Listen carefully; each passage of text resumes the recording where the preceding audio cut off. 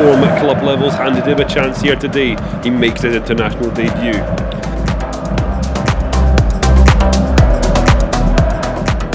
You're listening to Dr. James's One Cap Wonders.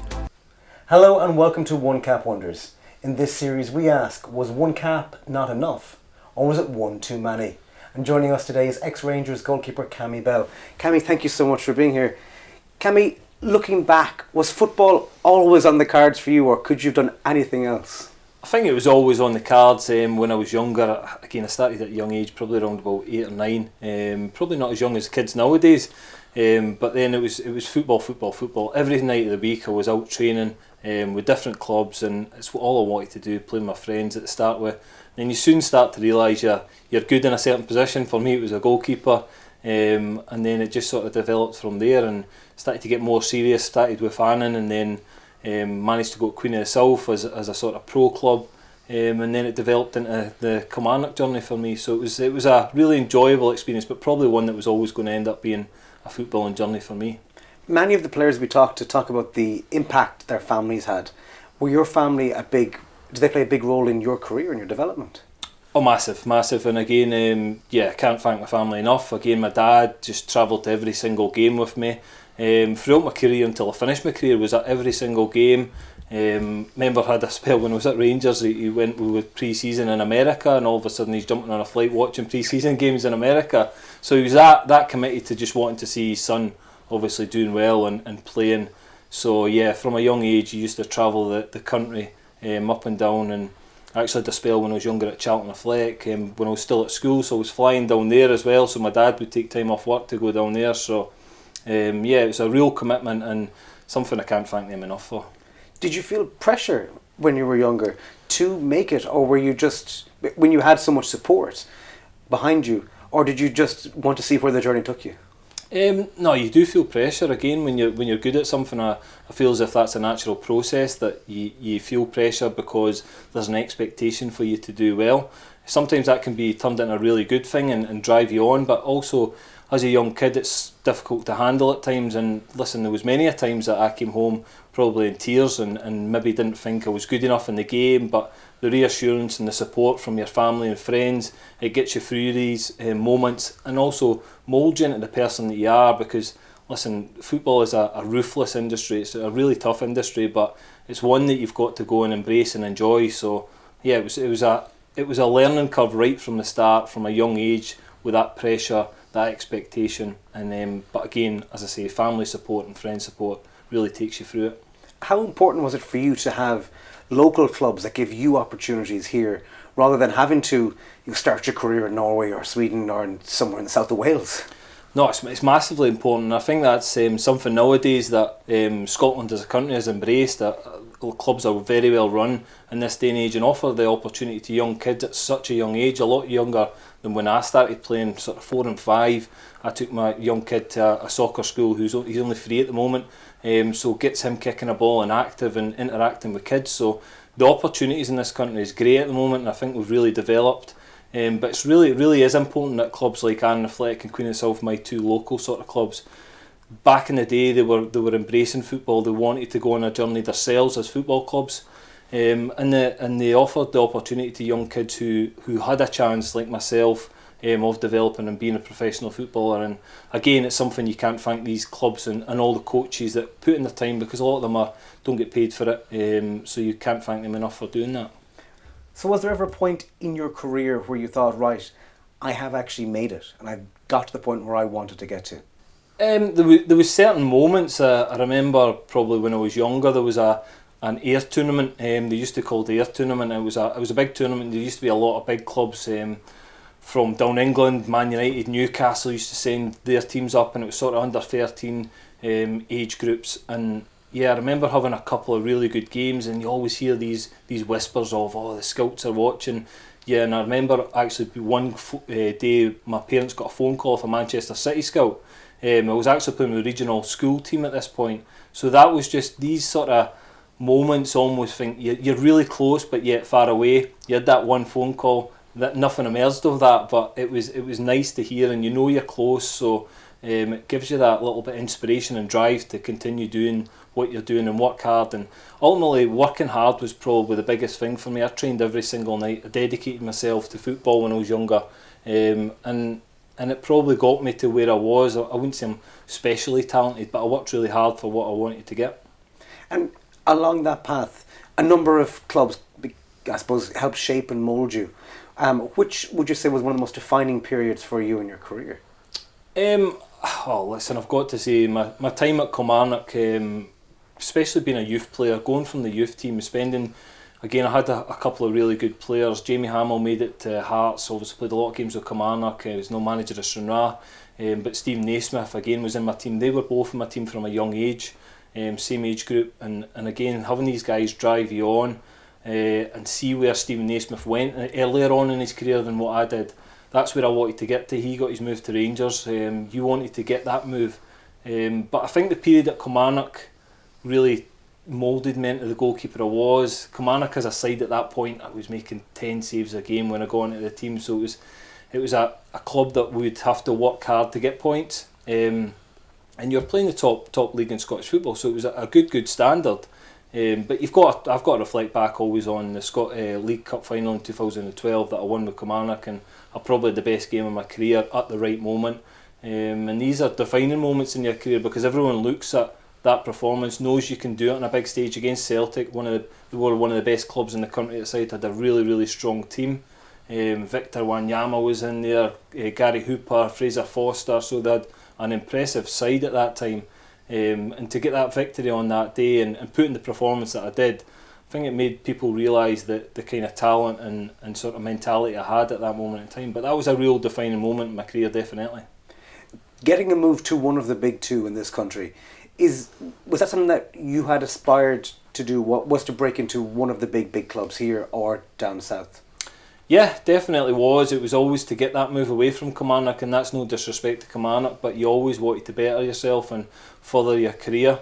When I had the opportunity to go to Rangers, it was a big moment. I remember getting a phone call and I went and met the Rangers goalkeeping coach, had a chat with him and a coffee with him, and just the expectations you were going to face going to the club.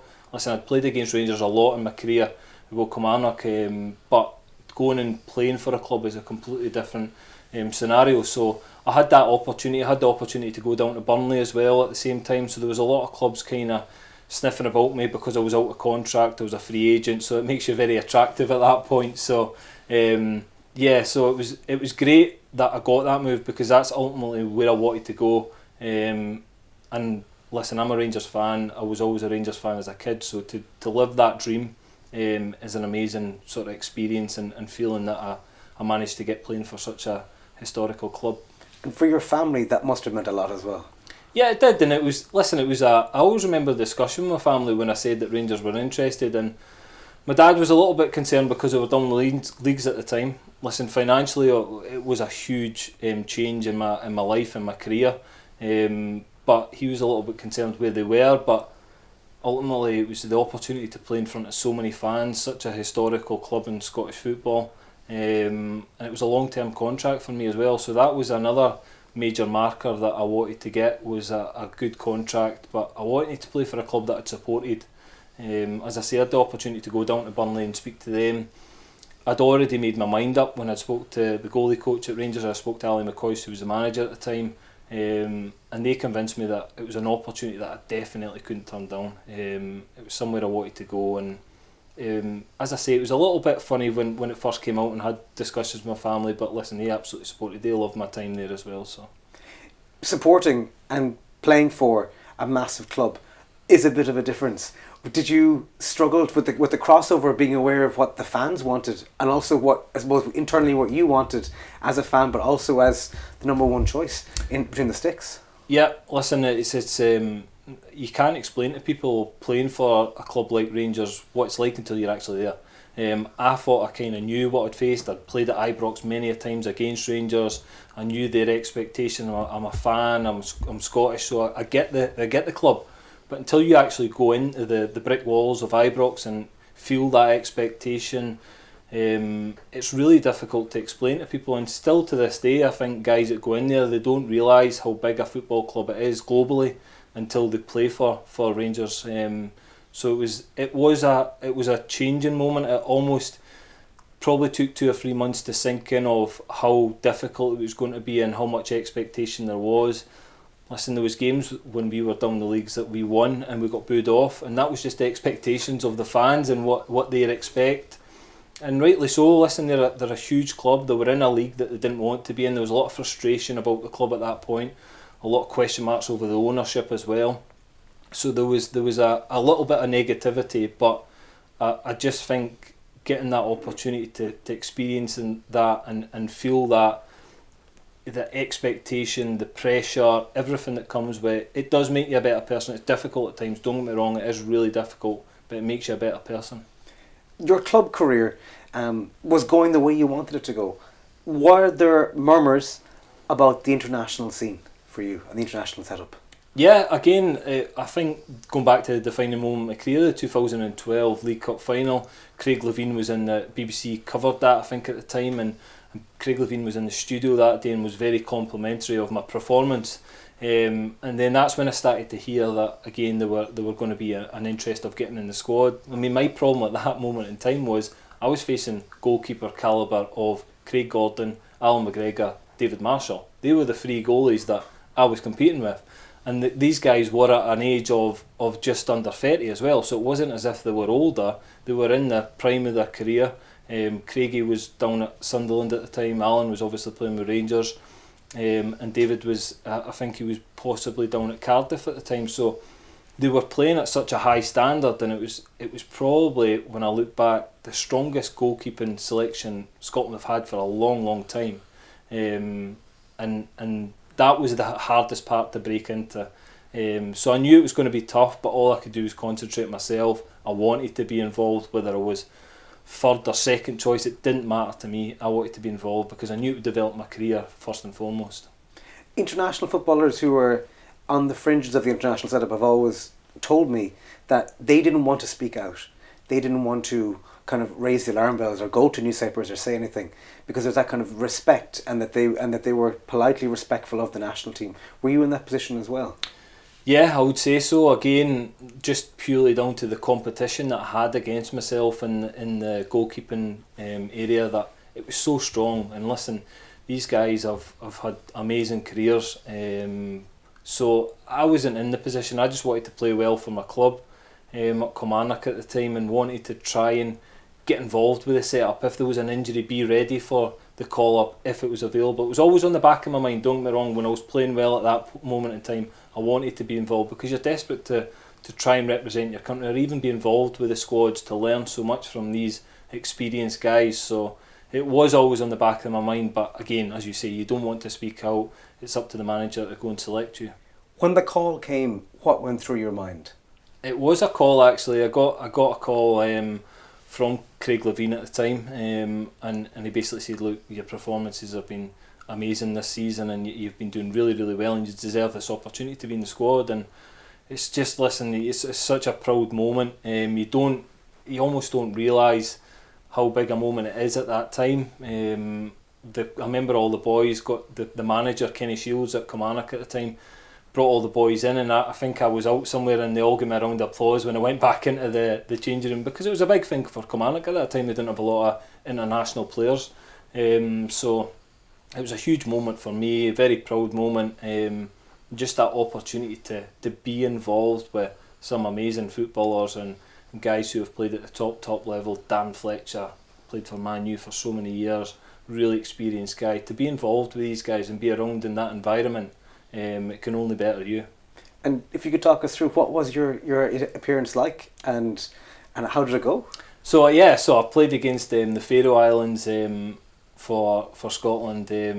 I came on as sub for Craig Gordon, who at the time, so as I say, it was so difficult to break the get into the team with the goalies that were ahead of me, but it was an opportunity that I absolutely loved. It was up Pittodrie at Aberdeen. My dad was there again, followed me everywhere. So it was great. I'd been told before the game that I was going to get an opportunity in the game and play a half for Craig. So it was just such a proud moment, and a great moment because I'd been in a lot of squads up to that point. Been over in Spain, we'd been obviously I was in the squad when Scotland played against Brazil down at the Emirates, so I had loads of experience of being around these squads and seeing the players on the pitch in big moments, big European ties. But then to actually get the opportunity to play in a game was brilliant for me. It was just what I wanted, and I'm very grateful for that. You seem very humble, having only got 45 minutes really for your country.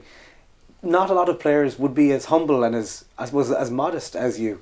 Where do you think that comes from? Is that something you have you always been like this, or is it something that you look back on now? Or No. Listen, I'm a very humble person. I think I really respect everyone's decision in football. Craig Levein had a decision to make. Gordon Strachan was involved in a few of Gordon's squads as well. They had decisions to make, but ultimately, I look at back and I go, the calibre of goalkeepers I was up against was so strong. At one moment in time, I remember them speaking about being the strongest. Probably could have been the strongest 3 of the 5 in the UK at that time, between McGregor, Gordon and Marshall. They would have been in the top 5 in the UK at the time. So they were playing at such a high level. It was so difficult to get an opportunity for me, that when you get it, you've got to be very grateful. And I learnt so much from going away with the squads. I learnt so much from being around top professionals, guys who are at the top of the game. And again, getting friendly with these guys and knowing them nowadays is an amazing sort of life experience for me. coming towards the end of your career, and were you hopeful that you might get other call-ups, or did you think that time had passed? Yeah, I think that listen, with the way your club career goes, I think you know that there's opportunities maybe pass you by. So there was a period where I was involved for 3 or 4 years. I was in a lot of squads, as I said. But then again, when I moved away from Rangers, went to Dundee United, had a really good season at Dundee United and enjoyed my football there. Went back to Kilmarnock and it didn't quite work out. So at that moment in time, I kind of thought, you know what, I've maybe missed it. I then turned over 30, so the other guys were playing really high standard of football still. So it was always going to be difficult to come back up the ladder, I would say. But yeah, listen, you've got to look back on it fondly, and as I say, I always speak with a smile on my face about my career. And there's hard moments in your career, but there's also them amazing moments, and being an international football player is one of the moments that's amazing. The transition from the end of your playing career into what happens next has been discussed and debated in sports science and sports psychology, all across developed world countries. For yourself, were you prepared for the end, or was it something that you were kind of pushing back against? No, listen, I had a huge amount of injuries in my career. I think I had over 10 operations in the end up, so it was a lot of injuries, and it was injuries that basically pushed me to the end, that frustration with myself that I couldn't do what I used to be able to do. And that had to become a decision that I had to make for myself, my own sanity. Again, you get frustrated with yourself and a little bit disheartened at football, and that was a moment I kind of had to step away. I was at Queen's Park at the time. I'd been with a manager, Ray McKinnon, that I'd been with at 3 different clubs. I had the conversation with him and I said, look, I think it's time for me to step away because I feel so frustrated with myself. My body can't do what I want to do in my head. And he was great with me. He encouraged me to stay involved with football. He offered me time off to think about it, but I made my decision. I wanted to step away. But listen, I don't think you can ever prepare yourself for life outside football straight away. It does take you time to sort of navigate your way around a normal working life and where you go with your career. And this is also, I've had this conversation with people. It's guys who have made millions and guys who haven't made and need to go straight into work.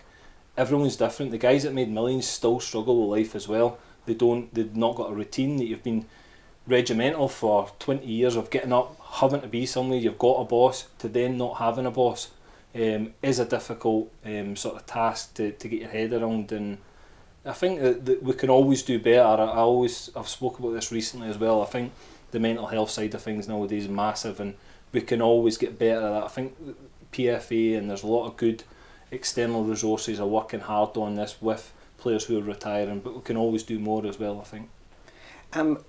For yourself, life after football, what's that been like?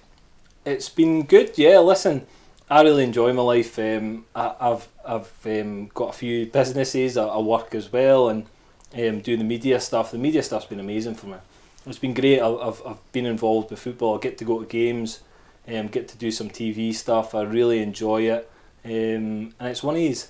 I would say the media. The more you do, the more you get comfortable with it, the better the experiences you're having with it. So it's been great, but also sort of the first few months were difficult. I think it took me a few months to understand where I wanted to go and how passionate I was about different things outside of football, and that's kind of drove me in the direction I'm in at the moment. And yeah, I feel as if I'm doing okay at the moment.